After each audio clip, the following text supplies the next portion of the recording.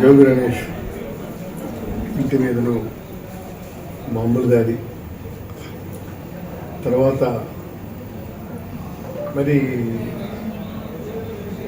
ఆయనంటే లేరు, ఉన్నటువంటి వాళ్ళని ఫ్యామిలీ మెంబర్స్కి వాళ్ళు చేసినటువంటి అరెస్ట్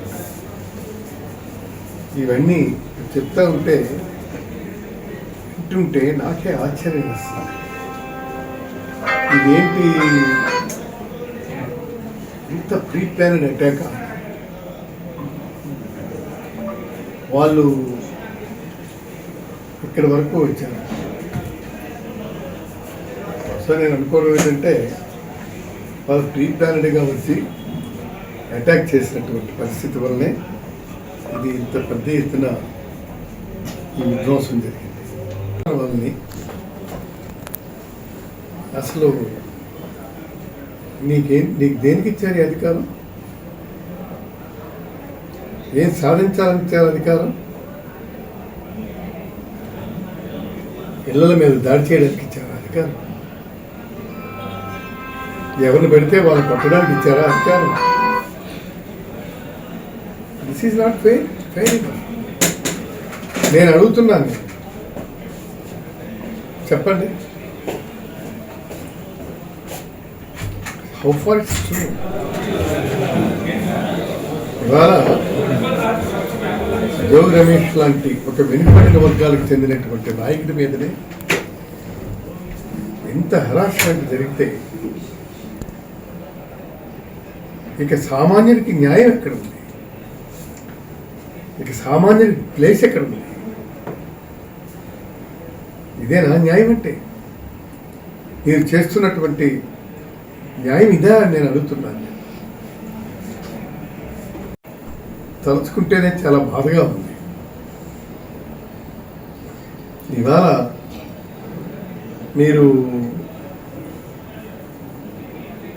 బలహీన వర్గాలపై జరుగుతున్నటువంటి ఈ దాడులు స్పష్టంగా ఖండిస్తున్నాం. మేము బలహీన వర్గాలకు చెందినటువంటి వాళ్ళమే కానీ మేము బలహీనలు మాత్రం కావు. అయితే ఈ పరిస్థితుల్లో ఎంతో పేషెన్స్తో ఎంతో మౌనంగా ఉండి ఫేస్ చేస్తున్నటువంటి నాయకులందరూ ఇవాళ ఈ దుశ్చర్యలను చూసి చాలా అసహించుకుంటున్నారు. ఇది ప్రభుత్వమా, రాక్షసత్వమా? దేనికి చేస్తున్నారు మీరు? ఎవరిని ఉద్ధరించడానికి చేస్తున్నారు మీరు? ఈ విధమైనటువంటి పరిస్థితుల వలన మీరు సాధించుకున్నది ఏమిటి అని అడుగుతున్నారు. మీరు అక్కడ మన ఎవరిది అంబటి రాంబాబు మీద దాడి జరిగింది. అలాగే ఇక్కడ జోగి రమేష్ మీద జరిగింది. అలాగే మరి ఇది మన కాదు లేడీ విడుదల రజనీ మీద జరిగింది. అలాగే వీళ్ళందరి మీద జరుగుతూ ఉంటే సరే ఒకదాని తర్వాత ఒకటి చేసుకెళ్తున్నారు. మీరేం సాధించాలనుకుంటున్నారు? అల్టిమేట్గా ఇవాళ మీరేం చేయాలనుకుంటున్నారు? ఇవాళ జోగి రమేష్ మీద జరిగినటువంటి దాడి కాదు ఇది. మొత్తం ఆంధ్రప్రదేశ్ మొత్తం జరుగుతున్నటువంటి బీసీల మీదను బలహీనల మీదను జరుగుతున్నటువంటి దాడిది, అటాక్ ఇది. ఊరుకున్నామని అనుకోకండి. మేము చాలా స్పష్టంగా చెప్తున్నాం. మేము సహించి ఊరుకున్నాం అనుకుంటే చాలా పొరపాటు. దీని మీదకి ఇంత కఠినమైనటువంటి చర్యలు తీసుకుంటాం. చాలా స్పష్టంగా చెప్తాం. ఇదేంటిది? మీ రెడ్ బుక్ రాజ్యాంగమా? పోలీసులు ఏనాడైనా సరే వాళ్ళు ఈ విధంగా వచ్చి వాళ్ళే లీడ్ చేసి వాళ్ళే ఈ హింసలు చేసి వాళ్ళు ఈ విధంగా బిహేవ్ చేస్తే ఎవరేమని చెప్తారు? మహారాజాని తన్నపోతే మరొడు తన్నండ్రా అన్నాడంట. మహారాజాని చెప్పడానికి వెళ్ళాడట, మనవ చేయడానికి వెళ్తే మరొడు తన్నండ్రా అన్నాడట. ఆ విధంగా ఉంది ఇక్కడ. దీన్ని చాలా స్పష్టంగా మేము వ్యతిరేకిస్తున్నాము. ఆంధ్రప్రదేశ్ మొత్తం అట్టుడుకుపోతుంది. ఏమిటి దాడులు, ఏమిటి నిరసనలు అని ఎక్కడ పెడితే అక్కడ. మీరు ఇవాళ చిత్తూరు జిల్లాలో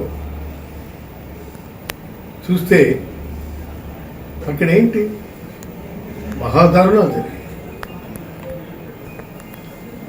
ఇళ్ల మీదకి జరిగాయి. వాటిని మేము ఖండిస్తున్నాం.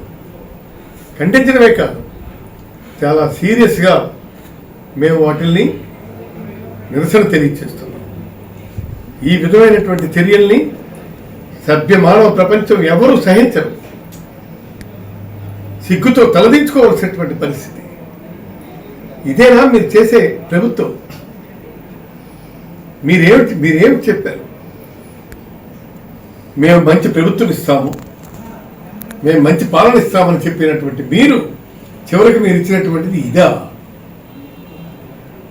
మేము చూసి సమర్థించాలా? బాగా చేస్తున్నాం ఆయన చప్పట్లు కొట్టాలా? చప్పట్లు కొట్టే పరిస్థితి లేదు, దాటిపోయింది. దేశావు కానివే. ఇవాళ మీరు సూప్లో ఫిక్స్ అయినారు. మీరేం చేస్తున్నారో మీకు తెలుసా? అందుకే చెప్తున్నాం, మొత్తం జరిగినటువంటి సంఘటనలన్నింటి మీద కూడా మేము బాధాతప్త హృదయంతో మాట్లాడుతున్నాం. అందుకు ఇవాళ నేను చూసుకున్న తర్వాతను ఎక్కడికి వెళ్దాం అనుకున్నాను, గుంటూరు. కాకపోతే ఆయన తిరుపతి వెళ్ళారు, లేట్ నైట్ వస్తారు. ఇవాళ రేపు వెళ్తున్నాను నేను రాంబాబు దగ్గరికి వెళ్ళి అక్కడ పరిస్థితులు చూసిన తర్వాతనే నేను ఒక స్టేట్మెంట్ కూడా అక్కడ ఇవ్వాల్సినటువంటి అవసరం ఉంది, ఇస్తాను కూడా. ఇలాంటి పరిస్థితులకు మేము వెనుక తగ్గే ప్రశ్నే లేదు. అందుకు ఈ విధమైనటువంటి పరిస్థితిలో మీ రాష్ట్రాన్ని ముందుకు తీసుకెళ్తుంటే ఎవరు చేస్తారయ్యా మీకు సపోర్ట్? ఏమిటి? ఎవరు ఊహించినటువంటి ఆడపిల్లలు ఈరోజు హాస్పిటల్లో ఉంటే చూడడానికని ఈయన భార్య వెళ్తే విడిచిపెట్టకుండా అదింపట్టి, ఏంటిది? ఆడపిల్లలు కూడా చూడడానికి వెళ్ళారా? ఇంతటి దారుణమైన పరిస్థితి ఎవరి దగ్గరికైనా ఉందా? ఎప్పుడైనా సరే ఉందా? అందుకే మేము అడుగుతున్నాం, స్ట్రైట్గా అడుగుతున్నాను. ఇవాళ పవన్ కళ్యాణ్ గారిని అడుగుతున్నాను, చంద్రబాబు నాయుడిని అడుగుతున్నాను, లోకేష్ అడుగుతున్నాను. మీరు చేస్తున్నటువంటి పనులు ఎలాంటివి అయితే మీకెవరు సమర్థించాలి? అర్థం కదా? కాబట్టి మీరు ఈ విధమైనటువంటి పరిస్థితుల నుండి మీరు బయటపడితే మీరు అదృష్టవంతులు, లేకపోతే బయటపడితే అదృష్టవంతులు అంటే మీరు చావు తప్పి కళ్ళు అట్టుకుపోయినట్టుగా. కానీ దీనివల్ల ప్రయోజనం ఏంటి? ఇవాళ నేను చెప్తున్నాను, నేను ఇవాళ జోగి రమేష్ వీరుడు, ఇవాళ ధీరుడుగా నిలబడ్డాడు. కాబట్టి ఆంధ్ర రాష్ట్రం మొత్తం ఇవాళ మీ వెనుకవతలు ఉంది, మీరు ఫైట్ చేయండి అని చెప్పి జేజేలు పలుకుతున్నారు.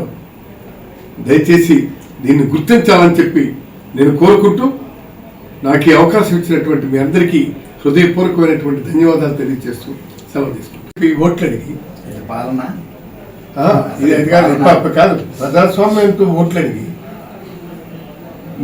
మీరు నాకు అధికారం ఇవ్వండి ఇది చేస్తానని చెప్పి, అధికారం ఇవ్వండి అది చేస్తానని చెప్పి, చివరికి అధికారం వచ్చిన తర్వాత ఈ విధమైనటువంటి చర్చలు చేయడం ఇదేంటి?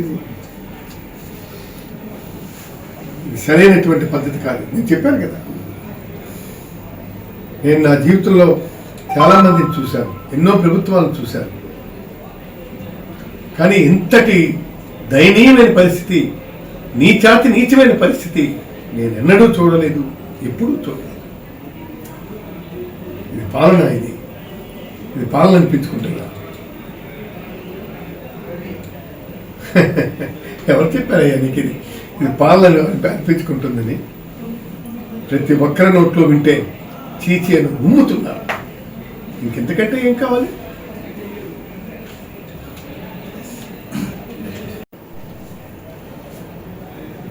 రెండవది, మీరు నిన్న బడ్జెట్ పెట్టారు. ఆ బడ్జెట్లో ఏ ఒక్క హామీనైనా పూర్తి చేశారా? మీరు ఏ ఒక్క హామీని పూర్తి చేయలేదు. అలాంటివేవి అడుగుతామని, అలాంటివి ఏమైనా సరే మేము నిలదీస్తామని ఆలోచనతోనే మేము ఉన్నాం. దానికి ఈ విధమైనటువంటి డైవర్షన్స్ అన్ని మీరు చేస్తున్నారు. ఈ డైవర్షన్ పాలిటిక్స్ వల్ల ప్రజలెవరూ మర్చిపోయేది ఏం లేదు. ఈరోజు చాలా సూటిగా ఇప్పుడు ఎలక్షన్ పెట్టమని,